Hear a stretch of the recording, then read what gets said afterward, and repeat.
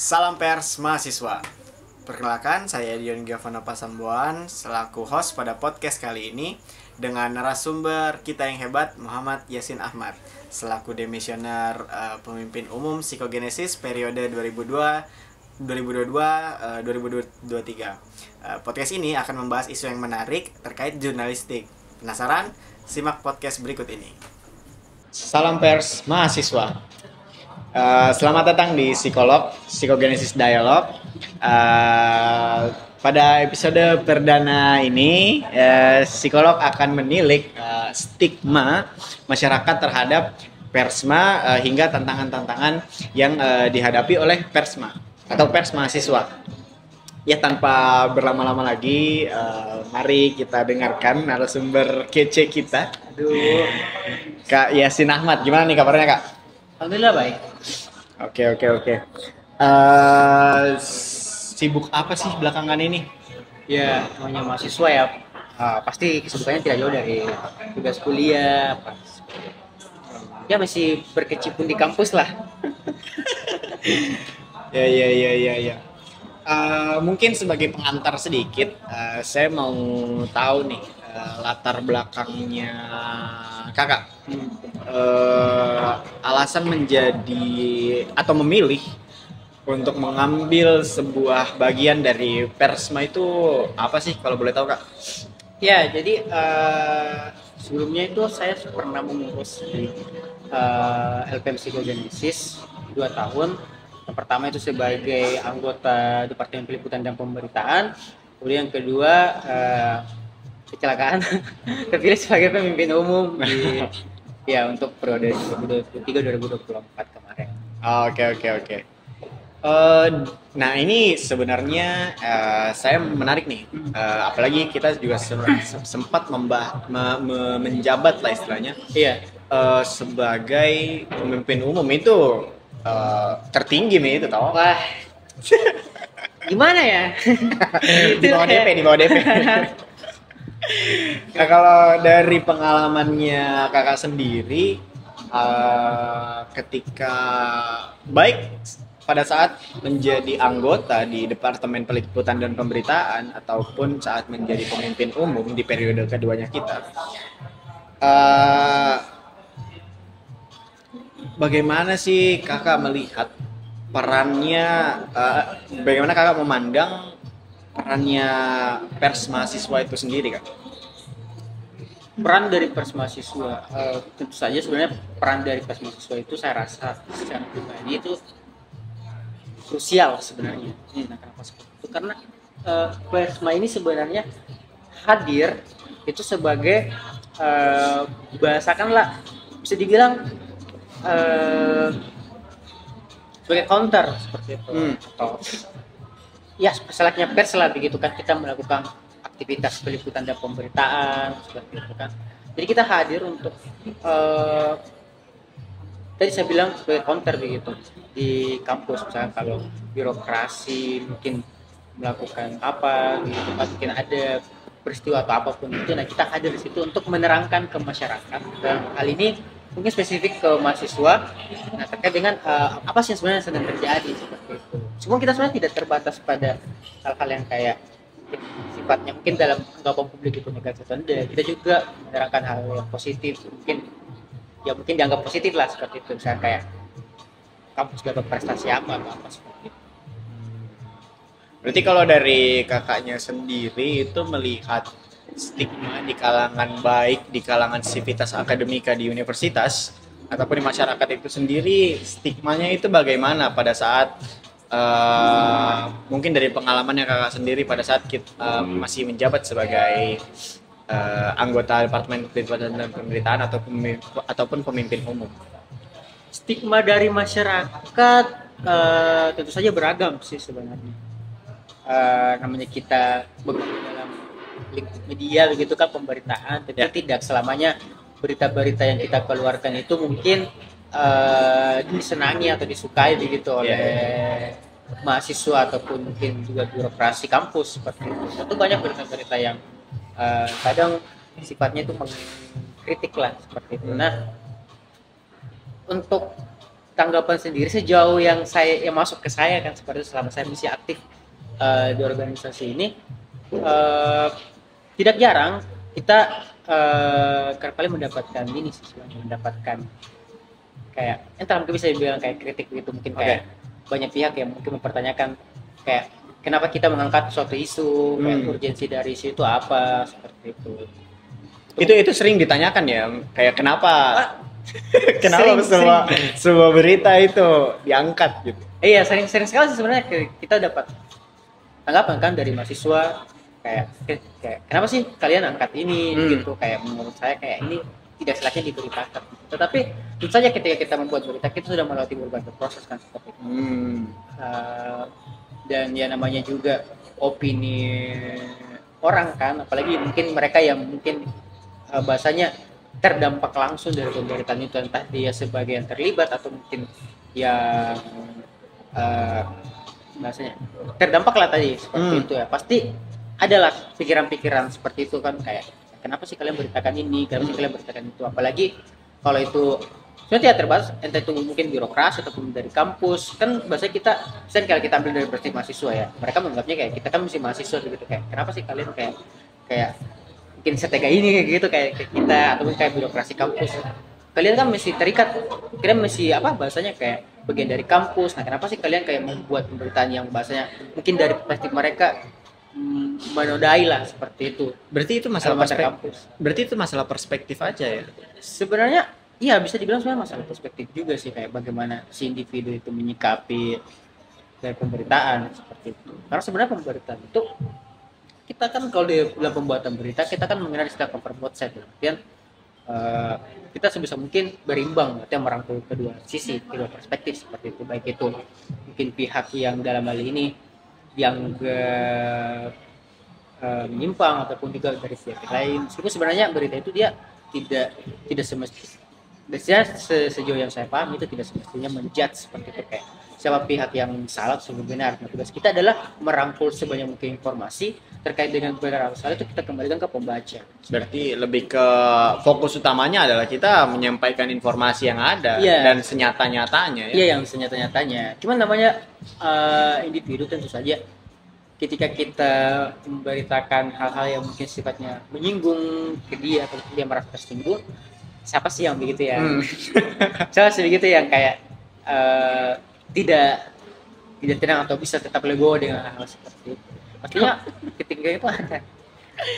Tapi saya penasaran, jujur pribadi saya penasaran dari pengalamannya kakak sendiri. Biasanya orang-orang yang nanya kayak gitu tuh datangnya dari background yang seperti apa? Sebenarnya dari semua background ada, entah itu dari dosen, dari mahasiswa, misalnya ketika kita bikin berita yang sifatnya itu kita mengkritisi atau mengomentari atau mungkin objek dari berita kita itu terkait dengan hal-hal yang sifatnya mungkin bagi birokrat kampus itu kurang mengenakan gitu. Nah, mereka bisa sekali-kali juga komentar kita kayak kenapa sih yang diangkat itu negatif-negatifnya saja, kenapa sih yang disoroti itu yang buruk-buruknya saja seperti itu.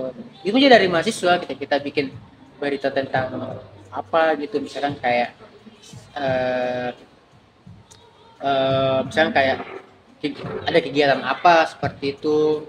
Nah, udah kita angkat dari sisi mungkin selain kita angkat dari sisi mungkin kesuksesan terselenggaranya kegiatan tersebut, kita juga angkat dari mungkin hal-hal yang terjadi di belakang layar seperti itu. Nah, seringkali kritikan itu juga masuk dari mereka kayak kenapa sih kalian angkat ini, kayak kenapa sih kayak nggak penting banget begitu. Kita kan juga sama begitu statusnya, dan kita juga mahasiswa, kenapa sih kalian tega seperti itu kayak kita. Tapi kalau saya sendiri ya, saya merasa kadang-kadang pertanyaan-pertanyaan seperti itu datang dari beberapa individu yang memang kurang begitu paham mengenai peran dari pers. Nah, dari pandangannya kakak sendiri, apakah komentar seperti itu datang dari orang yang betul-betul paham memang mengenai pers atau gimana itu kak? Sebenarnya bisa dibilang kayak mereka paham ataupun apakah kritikan-kritikan itu masuk dari pihak yang paham dengan fungsi pers ataupun tidak. Sebenarnya kita bisa mengambil dari dua perspektif yang tadi. Karena seperti ini, pertama adalah bisa saja mereka memang itu tidak paham. Iya. Bisa saja ya. Iya. Saya tidak menjudge di sini, cuman bisa saja mungkin mereka datang mereka tidak tahu bahwa fungsi kita seperti itu. Kita memang sebagai bahasa kayak social police begitu kan, sebagai social control begitu kayak kita atau bisa juga itu mungkin karena memang faktor pertama kan misalkan kalau pemberitaan itu memang sebegitu bahasanya mungkin menyangkut kepentingan pribadi dia yang kita singgung seperti itu, atau mungkin menyangkut nama baik dia atau nama baik instansi dia seperti itu. Nah, tentu saja kembali ke awal, siapa sih yang suka dikritik? Siapa sih yang suka diangkat ke publik? Dalam bahasa ini mungkin kalau itu dianggap sebagai sebuah keburukannya seperti itu. Tentu saja mungkin dua hal itu bisa menjadi faktor kenapa sih selama ini kita mendapatkan kayak kritikan seperti itu. Memang sebenarnya saya juga merasa istilahnya kritikan ataupun stigma yang ada itu berangkat dari bisa dibilang keawamannya mereka sih. Cuman saya juga tidak bisa menyimpulkan bahwa itu memang ada faktor dari ketidaktahuannya mereka tentang pers, karena saya sendiri pun kadang juga merasa mengenai, apalagi kalau misal di pemberitaan yang di media kan kadang di media itu kadang beritanya yang kayak gosip apa segala macam. Tapi ketika itu menjadi sebuah berita yang diangkat ataupun isu yang diangkat, kadang saya juga heran gitu, kenapa sebuah media bisa istilahnya berkecimpung di isu-isu seperti itu, sedangkan Persma itu banyak dijudge dari isu-isu yang sebenarnya kalau mau dilihat dari perspektif universal, ini adalah hal yang penting untuk diangkat, entah itu mengenai kebobrokan suatu instansi ataupun organisasi. Justru kita dikritiknya itu gampang gitu di situ. Sedangkan kalau di media ya meskipun ada kritiknya tapi mereka tetap jalan.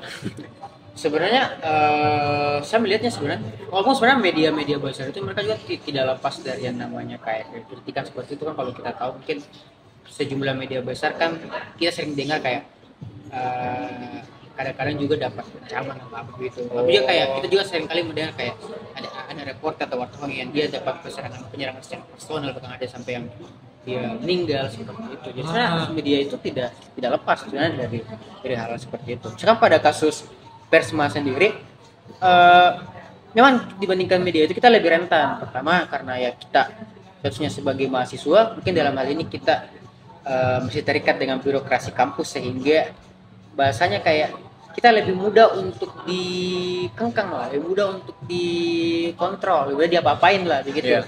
Karena kita mesti di bawah naungan kampus seperti itu, apalagi kita subjek berita kita setuju itu dari kampus juga. Iya. Itu yang mungkin yang pertama. Yang kedua mungkin dari segi perlindungan hukum, lembaga-lembaga atau wartawan itu dan media-media besar itu kan mereka jelas hukumnya apa seperti itu. Mereka dilindungi oleh undang-undang pers seperti itu. Nah, sedangkan kita misalnya landasan hukum kita sejauh ini kurang seperti itu. Mungkin selama ini ketika ada hal-hal yang menyangkut terkait dengan Persma seperti itu, setahu saya selama ini kita biasanya itu memang kita mengambil landasan dari kebebasan ini kan. Ada memang undang-undang yang mengatur tentang kebebasan berpendapat seperti itu. Biasanya kita mengacu dari situ saja. Walaupun landasan hukumnya kalau kita untuk membela diri kita ada, tetapi mungkin jika dibandingkan dengan media-media itu lebih inilah seperti itu lagi. Jauh lah begitu perbedaannya. Dan entahlah mungkin karena perlindungan kepada kita juga memang masih kurang segala macam, kejelasan hukum juga seperti itu, sehingga kita memang jadi lebih rentan lah begitu untuk dipersekusi, lebih rentan untuk diapa-apain seperti itu jika dibandingkan dengan media-media lain atau media-media yang memang media-media besar seperti itu. Tapi kalau dari pengalamannya kakak sendiri, selain daripada kritikan ataupun pandangan-pandangan yang mungkin konotasinya sudah dibilang negatif lah ya dari orang-orang, kok kalian beritain ini sih, atau bahkan pernah juga saya dengar dibilangi lambe turah. Tapi selain dari stigma-stigma itu, masalah-masalah yang mungkin dialami dari kita sebagai pribadi ataupun reporter itu di psikogenesis itu apa aja kan? Masalah yang dialami sebenarnya tidak jauh beda sih sebenarnya dengan persma lain pada umumnya sih, yang tentu saja kayak tadi sempat saya sebut tentang kritikan-kritikan begitu, konflik dengan birokrasi, konflik dengan sesama mahasiswa begitu ketika mereka tidak senang dengan pemberitaan yang kita buat, Diancam, iya diancam, pernah diancam oleh sesama mahasiswa, sering, oke. kritikan sering, diancam oleh birokrasi juga dulu dia juga sudah pernah dialami oleh lembaga kita. Pasti kalian tahu sendiri lah kan, karena kalian juga ada di ini kan, ada di organisasi yang sama, di situasi yang sama sebagai person, pasti pernah lah mengalami pengancaman apa ya bahasa, entah itu pengancaman, entah itu kritik apa begitu yang masuk ke Kadion sendiri atau mungkin ke teman-teman reporter yang lain begitu. Tapi kerjanya. Tapi ketika sebuah ancaman itu bahasanya dilontarkan ke kita, dari kakak sendiri pada saat itu menanganinya bagaimana? Dalam menanganinya ya, kalau kita menghadapkan dengan mahasiswa mungkin cenderung lebih mudah kan, karena bahasanya kita bersama mahasiswa masih bisa lah kayak dinegosiasikan begitu segala macam, dimediasi seperti itu masih bisa lah, bisa diselesaikan dengan baik-baik. Nah yang ribetnya tuh kalau kita berurusan dengan birokrasi kan, seringkali kan kita sampai ada pemanggilan begitu, biasanya kayak pemimpin umum atau pemimpin redaksinya yang dipanggil gitu kan. Kenapa sih kalian bikin berita seperti ini mencoreng nama kampus segala macam gitu. Cuman syukurnya adalah sejauh ini, setidaknya di lembaga saya kan, di lembaga di psikogenesis, sejauh ini kita masih bisa menghadapi situasi tersebut. Sebenarnya yang tidak sampai yang benar-benar pengancaman dibekukan sudah, setahu saya sudah pernah. Sampai berpikir besok lulus nggak ya? Besok lulus nggak ya? Kira-kira ini sudah pernah. Cuman syukurnya adalah kita masih bisa melewati itu lah. Artinya mungkin di lembaga lain, setahu saya bahkan ada yang sampai lembaga itu dibekukan karena dia membuat pemberitaan yang bagi pihak birokrasi kampus itu mungkin mencoreng lah seperti itu atau merugikan lah seperti itu bagi mereka. Tapi ketika sebuah persma itu dibekukan, yang terjadi setelah itu apa kak? Ya sebenarnya dibekukan. Enggak, maksudnya secara personal tidak bisa berjalan lah seperti itu. Tidak, maksudnya ketika sebuah persma dibekukan, apa pembelaan ataupun regulasi yang dilakukan ketika, atau jangan dibekukan deh, mungkin itu terlalu jauh. Maksudnya ketika sebuah permasalahan itu terlalu besar, dengan dalam hal ini setara banget dengan pembekuan gitu. Apa yang bisa dilakukan sama anak-anak di